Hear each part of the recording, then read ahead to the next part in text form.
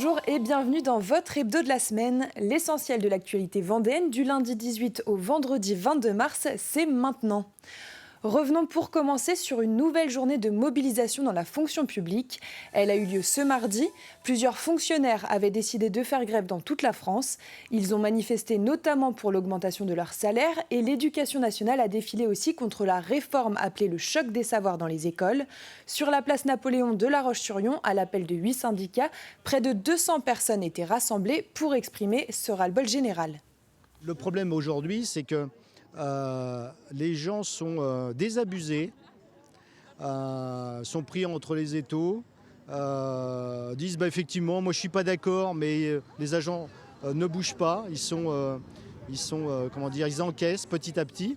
Et plus ça va, plus ils encaissent, et que ça soit dans le travail, qui n'est pas forcément rémunérateur, on leur donne des tâches supplémentaires, des arrêts, bon nombre d'arrêts aujourd'hui.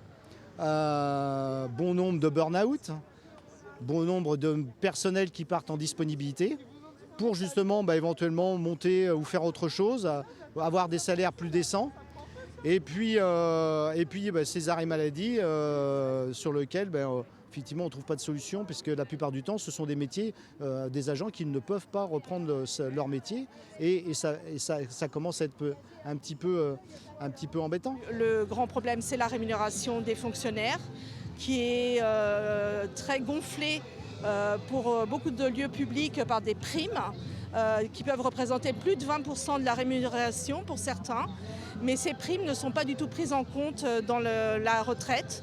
Ce qui fait que les grilles indiciaires, c'est notre leitmotiv. Il faut absolument qu'elles soient retravaillées par le gouvernement. Parce qu'on voit qu'il y a des collègues, notamment les catégories C, qui représentent une très grande majorité des emplois territoriaux. Pendant presque 15 ans, ils ne voient pas leur rémunération évoluer et restent quasiment au SMIC pendant toute cette durée-là. La deuxième session du conseil départemental de l'année s'est ouverte mardi soir. Cette session va permettre de voter le budget supplémentaire pour l'année 2024, un budget qui va s'articuler toujours autour de l'éducation et de l'environnement. Et cette ouverture était l'occasion d'aborder le sujet de l'éolien offshore. Une carte avait été présentée par l'État début mars et elle a suscité la colère des élus et des pêcheurs. Mais la Vendée ne compte pas se laisser faire. Nous allons nous mobiliser très largement. Il est important que l'ensemble des élus vendéens restent au coude à coude, restent soudés sur un projet que nous allons présenter à Monsieur le Préfet, que nous allons présenter à l'État. Nous ne serons pas des opposants par définition, nous serons force de proposition et c'est ensemble, comme nous avons l'habitude de le faire en Vendée, nous gagnerons notre parti parce que nous resterons unis. Et le vote de ce budget supplémentaire aura lieu le vendredi 29 mars prochain lors du conseil départemental. Revenons à présent sur une belle initiative proposée par de jeunes Lyonnais. Un groupe d'étudiants de l'IUT de La Roche-sur-Yon a organisé une opération de sensibilisation aux violences sexistes et sexuelles. 2 conférences-débats étaient organisées la semaine dernière et cette semaine, place au théâtre participatif, appelé aussi Théâtre Action. Accompagnés de comédiens professionnels de la troupe Live Comedy, les étudiants qui composaient le public ont été amenés à agir, réagir et réfléchir face à des situations de violence. Reportage de Colline Davy. 4 acteurs devant un public attentif. Cette représentation théâtrale se déroule en petit comité afin d'aborder les violences sexistes et sexuelles en toute sérénité. Pour que ce soit vraiment une discussion et un échange et dans un cadre où on se connaît tous et il y a moins de jugement que quand on est dans la bibliothèque universitaire et que tout le monde peut entendre ce qu'on a à dire. Comme c'est un groupe principalement de garçons, on avait un petit peu peur. Les a priori, les clichés de dire les garçons, ils sont pas forcément sur les notions de féminisme, etc. ou de violence sexiste et sexuelle, ils sont pas forcément formés dessus. Mais ils ont été très très réceptifs. Toutes ces scènes ont existé. Le rôle des étudiants, changer le scénario pour écarter la violence. On se calme. Attends, tu permets que je parle à ma femme là justement ? Oui, c'est ma femme. Un ancrage au réel par l'histoire et par l'action qui semble nécessaire pour réagir. On travaille à essayer d'observer dans les scènes les pistes possibles d'intervention du public. Ça veut dire que vous n'êtes plus dans le côté intellectuel à dire moi intellectuellement en effet, moi le sexisme et les violences sexuelles, mais je suis complètement d'accord que ça s'arrête. Ceci dit, en effet, ça ne suffit pas. Ça veut dire qu'en fait, le fait que ça soit interactif, on va se mettre dans le mouvement, on va venir s'engager et on va vivre des émotions. Et si demain, qu'on se retrouve dans cette situation et qu'on vit des émotions, on va peut-être repenser au moins ou ressentir qu'on peut agir. À tour de rôle, les étudiants présents se lancent. Prise de parole puis acting. Enfin, tu vois, mais t'as raison, heureusement que t'es parti. La séance est réussie. Ils se sont émus, ils ont ri, ils ont partagé des informations, ils sont allés sur scène, même les plus timides. On voit que ça a vraiment, la sensibilisation a vraiment formé. Ils n'étaient pas passifs en train de regarder le spectacle, ils ont été vraiment, ils ont participé, ils ont agi. Pour permettre au plus grand nombre d'étudiants de vivre cette expérience immersive, le dernier créneau était ouvert à tous les étudiants du campus. Lundi soir, plusieurs personnalités locales ont assisté aux 10 ans du Cercle vendéen au Sénat. Xavier Niel, le patron de Free, était le grand témoin de ce rendez-vous. Ce réseau d'influence rassemble des personnalités originaires du département, comme le sénateur Bruno Retailleau, les journalistes Nathalie Renaud et Thierry Moreau et bien d'autres. Ils se réunissent 3 à 4 fois par an pour débattre et faire rayonner la Vendée sur le plan national et international. C'est avant tout un lieu de rencontre. On n'a pas la prétention de mener des actions pour faire de la communication, par exemple. Mais en revanche, on a la prétention de créer du lien entre tous nos membres. Et donc, nous avons organisé une 40aine d'événements, dîners-débats, tous avec des intervenants de renom, des sportifs de haut niveau, des hauts fonctionnaires, des grands patrons, des journalistes. Et à chaque fois, c'était des moments de débat intenses. Et ce que je dois dire, c'est qu'au bout de 10 ans, les liens se sont vraiment resserrés entre les 150 membres du Cercle. Cette semaine, le printemps est arrivé, les beaux jours sont de retour et la saison estivale approche. Il est donc plus que temps d'avoir ces équipes au complet pour les lieux d'accueil touristiques. Pour les campings franchisés Camping Paradis, le moment est venu de former leurs animateurs. 115 jeunes étaient donc réunis à la Tranche-sur-Mer pour 8 semaines de formation. Entre théorie et pratique, ils ont appris les techniques d'animation pour jeunes ou pour adultes afin d'être fin prêts pour cet été. Colline Davy nous plonge dans l'ambiance. Quelques pas de danse pour l'échauffement et c'est parti pour la Fiesta Boom Boom.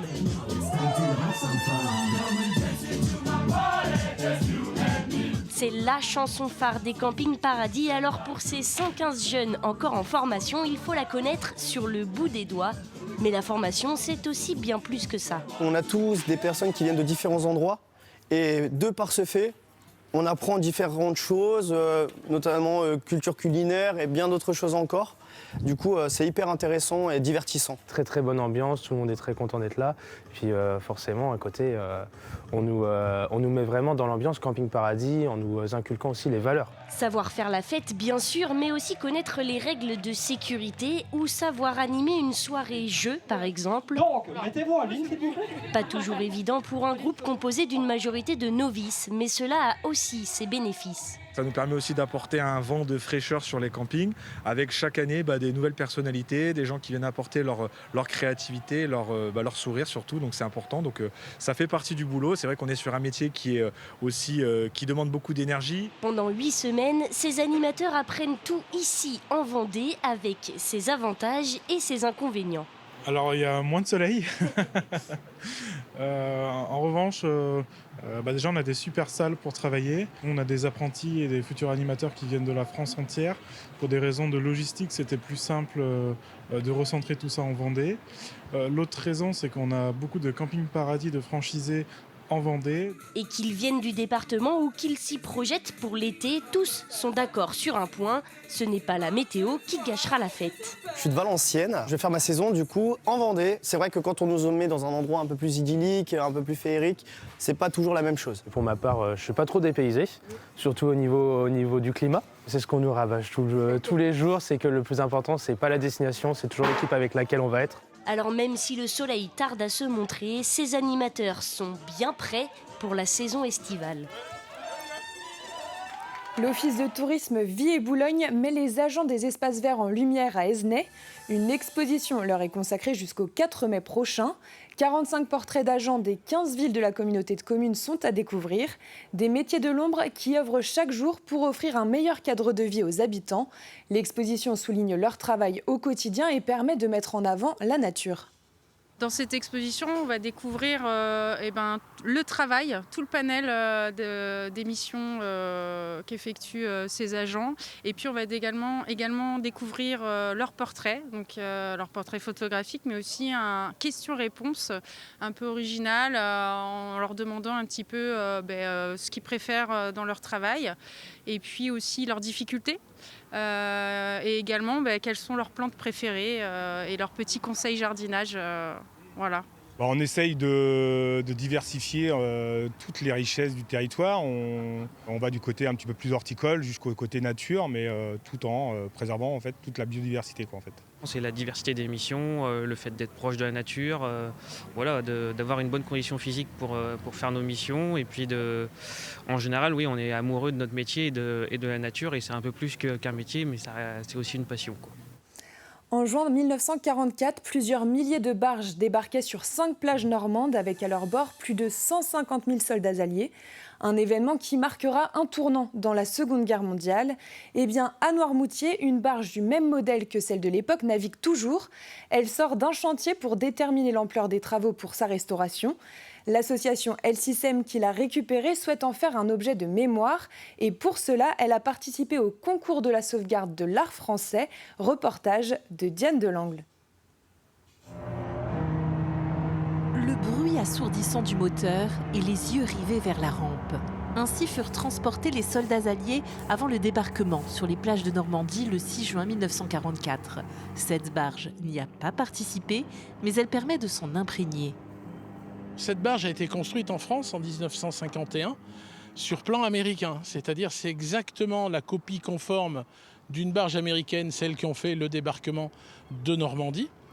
La seule différence que la Marine nationale a demandé, c'est la modification de la timonerie pour la rendre un peu plus confortable que celle des origines américaines. Parce que les origines américaines, c'est une petite caisse en tôle blindée, il n'y avait pas de toit. C'était des navires qui étaient faits pour faire 4 km pour emmener des soldats sur une plage et c'était terminé. 70 soldats avec leur équipement y prenaient place. Cette barge, elle, a servi pendant 35 années à faire du transport maritime entre l'île-Dieu et le continent.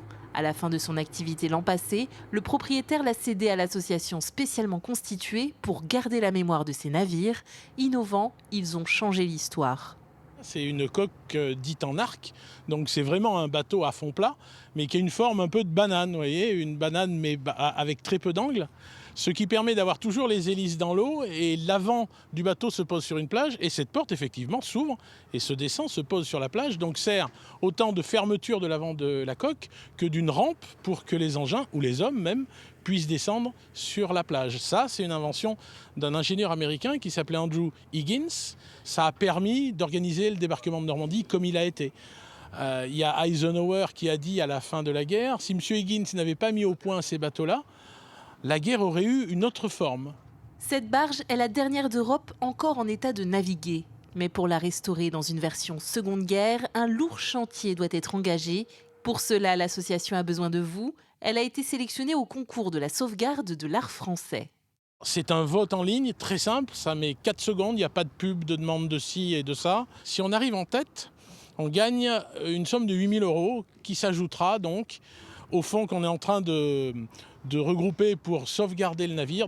3 projets sont en lice pour la région. Vous avez jusqu'à jeudi 23h59 pour voter et voir peut-être un jour la barge accostée sur une plage du débarquement au cours d'une commémoration. Et le résultat est tombé vendredi et le projet de la barge a gagné et c'est peut-être grâce à vos votes. L'association va donc bénéficier de 8 000 € pour la rénovation. Cette semaine, nous avons appris le décès du maire de la commune nouvelle Rive-du-Fougeray, Claude Clergeau. Âgé de 76 ans, il est décédé mercredi après 47 ans de vie politique en Vendée. Nous avons également appris la disparition de Jean-Maurice Bonneau à 64 ans. Figure emblématique dans le monde du cheval, ce Vendéen était cavalier et entraîneur de l'équipe de France d'équitation. C'est la fin de l'hebdo, merci de l'avoir suivi. L'actualité vendéenne revient dès lundi matin à 7h en direct dans la matinale et vous pourrez retrouver François Pérez. Je vous souhaite un très bon week-end sur TV Vendée.